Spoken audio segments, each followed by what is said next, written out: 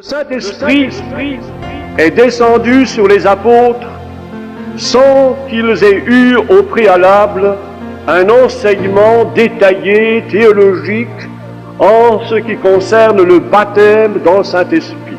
Jésus leur avait bien dit, vous serez baptisés du Saint-Esprit. Mais il n'y a pas, avant cette expérience, des explications. Et en ce qui concerne le réveil des tziganes, ils n'ont pas reçu un enseignement théologique très profond. Et je me souviens toujours de la première expérience lorsque j'ai rencontré les tziganes à Brest, là-bas en Bretagne. Ils étaient désorientés, car aucun pasteur ne voulait les accepter dans leur église, aucun pasteur ne voulait les baptiser, et je dois confesser que j'étais de ce nombre, car en 1945, lorsque des tziganes sont venus dans mon église, alors que j'étais pasteur à Lille, j'ai refusé le baptême à ces tziganes, soit parce qu'ils n'étaient pas mariés légalement, soit parce que leur vie me semblait tellement étrange, lorsque je les ai vus tellement désemparés, et que le gitan m'a dit, puisque les pasteurs ne veulent pas nous baptiser, eh bien j'ai décidé d'aller dans une rivière, moi je vais baptiser ma femme, et ma femme va me baptiser, comme ça on sera en ordre avec le Seigneur. Il était déterminé à mettre en pratique la parole de Dieu. Quand j'ai vu cette ferveur, j'ai dit je ne peux pas abandonner ce peuple. Je les ai invités à une réunion de prière. Et j'ai dit aux quelques chrétiens qui étaient là, nous les accepterons même s'ils ne sont pas baptisés dans la mer, s'ils ne sont pas baptisés d'eau, peu importe. Ils ont soif de Dieu, acceptons-les à la réunion de prière.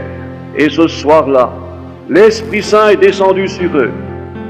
Et je vois encore le premier gitan qui tout à coup est saisi par le Saint-Esprit. Il se projette à terre, il se prosterne à terre et il loue en langue le Seigneur.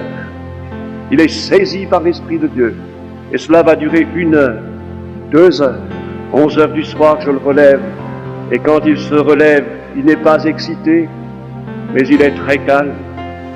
Et il est, on peut dire, illuminé d'une joie difficile à décrire. Et il parle calmement en langue. Il n'est plus sur la terre.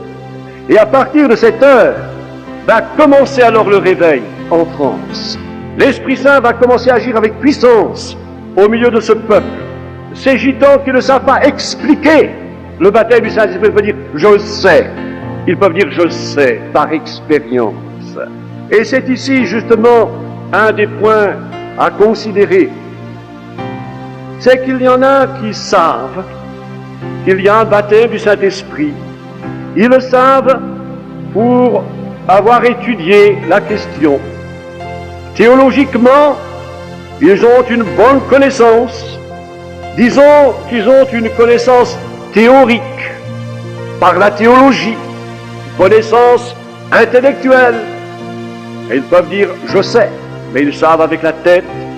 Le gitan ne pourra pas vous expliquer, mais il sait par expérience.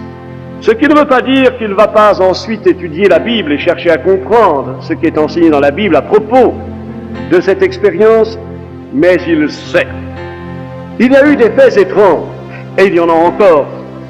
Je cite ce cas pour vous montrer l'action du Saint-Esprit, arrive dans la ville de Nantes. Il a entendu parler des réunions évangéliques, et il voulait trouver un endroit où on parle de Jésus. Il ne connaît pas l'adresse. Et il s'adresse à ce Dieu qu'il appelle Varro d'Evel, le grand Dieu dans sa langue, pour qu'il lui montre où se trouve cette réunion. Et en cherchant dans la ville, dans les rues de la ville, sa voiture tout à coup s'arrête. Et quand elle s'arrête, il entend le chant des cantiques. Ensuite, après la réunion, la voiture est repartie. Vous savez, il n'y avait rien mécaniquement qui ne marchait pas. Je ne peux pas expliquer, lui non plus. Le fait est, c'est que je crois que Dieu l'a arrêté là. Il est entré dans la salle, c'était juste le moment d'une réunion et d'une campagne d'évangélisation. Il a été bouleversé par cet évangile qu'il entendait. Il est rentré le soir dans sa caravane, s'étant converti à Jésus-Christ, et quand il s'est mis au lit, l'Esprit Saint est venu sur lui et s'est mis à parler en langue.